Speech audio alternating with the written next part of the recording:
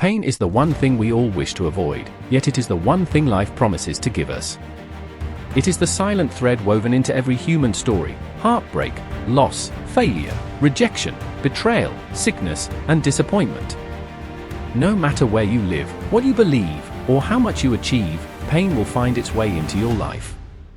And while most of us spend our days running from it, hiding from it, or numbing it, the Stoics had a radically different approach. They didn't just accept pain, they used it. To them, pain was not just an obstacle, it was raw material. It was clay in the hands of a sculptor, something that could be shaped into strength, wisdom, and virtue.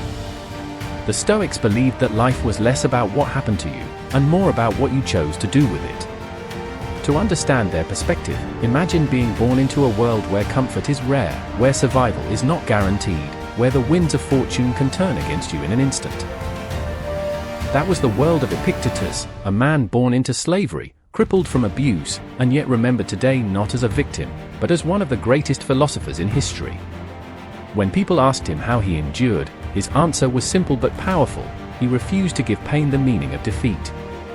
Pain was not proof that life was cruel. It was proof that he had the chance to grow. For Epictetus, endurance was not about gritting your teeth and waiting for the storm to pass. It was about standing tall in the storm and letting it make you stronger. This way of thinking is uncomfortable for the modern mind. We are raised to chase comfort, to treat pain as a mistake, as something to escape as quickly as possible. If we feel heartbreak, we rush to distractions. If we fail, we scramble to hide it. If we are criticized, we take it as a personal attack.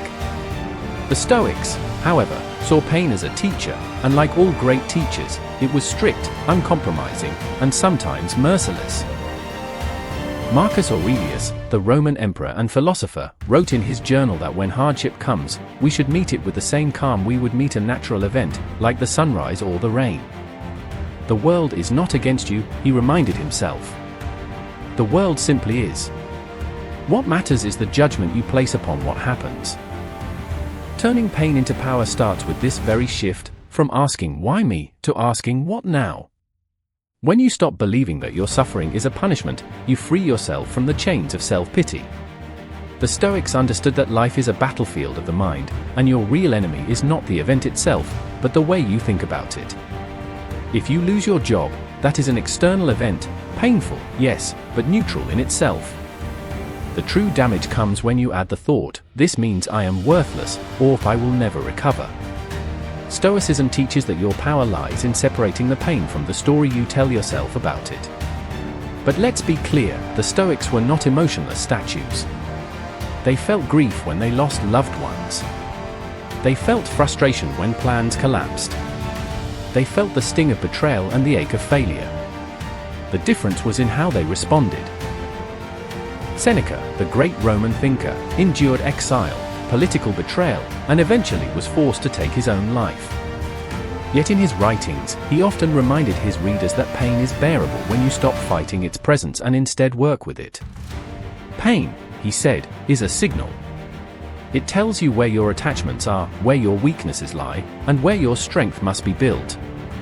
In other words, pain is not an interruption to your life's journey, it is part of the path itself. One of the greatest tools the Stoics used to endure pain was the practice of perspective. They understood that in the heat of suffering, your vision narrows. You become trapped in the immediate discomfort, unable to see beyond it. But life is long, and what feels like the end today may one day be the beginning of something better. Think about your own life. How many times has a heartbreak cleared the way for a healthier love? How many failures have pushed you into opportunities you never would have pursued otherwise? Pain blinds you in the moment, but when you step back, you see its hidden purpose. The Stoics trained themselves to take this long view in the middle of the storm. Another part of their wisdom was self-mastery. Pain tempts you to lose control, to lash out, to give up, to indulge in self-destructive habits. But in the Stoic view, every painful moment is a test of your ability to remain your own master. You cannot control the illness, but you can control whether you meet it with courage or despair. You cannot control the betrayal, but you can control whether it turns you bitter or wiser. This control over your inner world is the essence of Stoic strength. It means that even when life strips you of comfort, security, or status, it can never take your will, your reason, or your virtue, unless you give them away. The modern world often sells us the idea that happiness is the absence of pain. The Stoics would disagree. Happiness, in their view, is the ability to live well even in the presence of pain. It is the art of using suffering as fuel instead of letting it burn you down. Imagine two people going through the same hardship. One becomes resentful, blaming everyone and everything. The other becomes determined, wiser, and more compassionate. The difference is not in the pain they experienced, it is in what they did with it. And that choice is always available to you. If you want to turn your pain into power, you must begin by owning it. Not denying it, not drowning it in distractions, but facing it fully. Ask yourself, what is this trying to teach me? What strength is this moment demanding from me? How can I emerge from this not just alive, but stronger? When you start to treat your pain as a mentor rather than an enemy, you begin to transform it. You take what was meant to break you and make it the reason you stand taller. Life will not stop testing you. The storms will keep coming. People will disappoint you. Your plans will fall apart. You will lose things and people you love. But you will also discover, if you choose, that within you is a force that no pain can destroy. The Stoics believed that this force, the strength of your character, the clarity of your mind, and the steadiness of your spirit, is the true measure of a life well lived. Everything else, the comfort, the applause, the possessions, will fade. But the strength you build from your struggles will remain. So the next time pain knocks at your door, remember, this is not the end of you. This is the fire that will forge you. Stand your ground.